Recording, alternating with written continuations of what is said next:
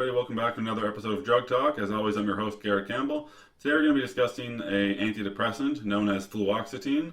Its brand names are Prozac and Serafin. Before we discuss the medication, just keep in mind that this channel is for information purposes only and not to be used as a source of recommendations for your personal health care. So Fluoxetine is classified as an SSRI, or a selective serotonin reuptake inhibitor. We've covered citalopram and escitalopram in the past. Those medications are in this class as well. This medication is available in many different dosage forms. For capsules, it's available as a 10, a 20, and a 40 milligram capsule. For tablets, it ranges from 10 milligrams, 15 milligrams, and 20 milligrams. The enteric-coated tablets, as well as the delayed-release pellets, are both available in a 90 milligram strength. There's also an oral solution that comes in a strength of 20 milligrams per 5 ml. Although the exact mechanism of action is unknown, SSRIs in general, through the inhibition of reuptake of serotonin, cause an increase in concentration of serotonin in the synapses. This causes a downregulation in postsynaptic receptors. One of the main ones would be the 5-HT2A receptor. Fluoxetine does have, although small, an ability to affect norepinephrine as well as serotonin. Even with this ability, however, it does remain classified as an SSRI and does not make the jump to an SNRI. Before somebody was to start using this medication, there are some things that they should be made aware of. One is that this medication can increase the risk of suicidal ideation as well as hostility. This is more so seen in people below the age of 24 years old, and these effects aren't really seen as much between the ages of 24 and 65. For this reason, it's especially important to monitor closely adolescent patients who are starting these medications for depression. People should also be made aware that these medications take some time to work. What often happens is that when people start taking the medication, they experience many side effects in the beginning, because side effects do typically appear when the medication is started, and they don't experience benefit for, say, 4 to 6 weeks. Occasionally, these individuals will stop taking the medication because they feel like they're getting more negative effects of the medication than benefit. Therefore, it's extremely important to lay this out for patients so they have a really good understanding of how long it takes until they're going to see that benefit.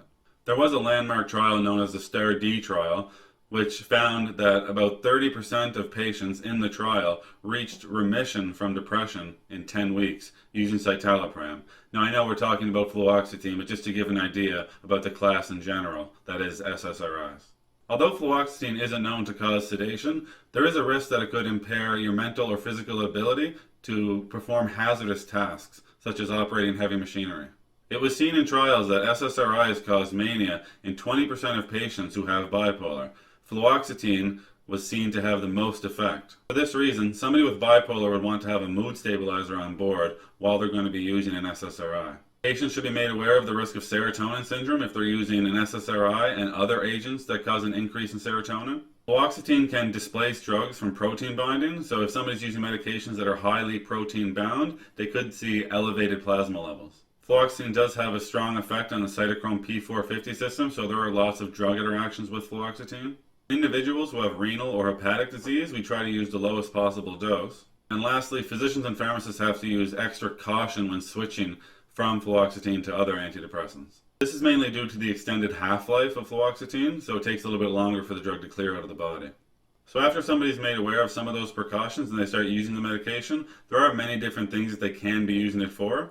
One of the main reasons, clearly, that we see it for is depression, or MDD, major depressive disorder. We see it used in bulimia nervosa, as well as obsessive compulsive disorder. We see it in panic disorder, with or without agoraphobia. It has been used in premenstrual dysphoric disorder. The combination of fluoxetine and olanzapine is used in depressive phases of bipolar and resistant patients. Sometimes seen used in phantom limb pain, as well as fibromyalgia. There are a couple other uses for it as well, but we've covered the basics, so we'll just leave it there for this video. So typically when starting the medication, to minimize side effects, you would start off on a low dose and slowly increase that dose over time, following the directions of your physician or pharmacist. With this medication in particular, we touched on it earlier that it has a longer half-life. For this medication, it takes about 4 weeks to get to steady state, whereas other SSRIs take about 1 to 2 weeks. With that in mind, typically you would start a dose and you would wait the 4 weeks to increase it until you're at that steady state. SSRIs are typically taken daily. However, with fluoxetine, there are some circumstances where it's taken a little bit differently. A dosing interval of every 2 to 7 days has been used to prophylactically treat depression.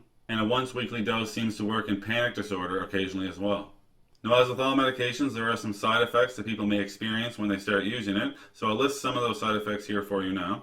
Just over 10% of people experience drowsiness or sedation with fluoxetine, while the same percentage experiences insomnia. Typically, people would just move when they're taking their dose based on when they're experiencing these symptoms. If somebody was experiencing drowsiness after taking a morning dose, they could move their dose to the evening. If somebody was taking an evening dose and experienced insomnia, they could move their dose to the morning. Excitement or hypomania can occur in over 2% of people. And disorientation or confusion and headache happens in about 10% of people. Some people can experience some anticholinergic effects, so dry mouth, constipation, sweating, or blurred vision. Of these, dry mouth seems to be the most common with fluoxetine. Some people may experience some extrapyramidal side effects, such as a tremor. Orthostatic hypotension has occurred, as well as GI distress. Over 30% of individuals experience some sexual side effects, and weight gain has also been reported, although some people notice that they lose weight initially. That's all we're going to discuss today with fluoxetine or Prozac. As always, I'm thankful you took the time to stop by and watch one of my videos. If you thought the information was valuable and you'd like to help me grow the channel, you can like the videos, share the videos, or most importantly, subscribe.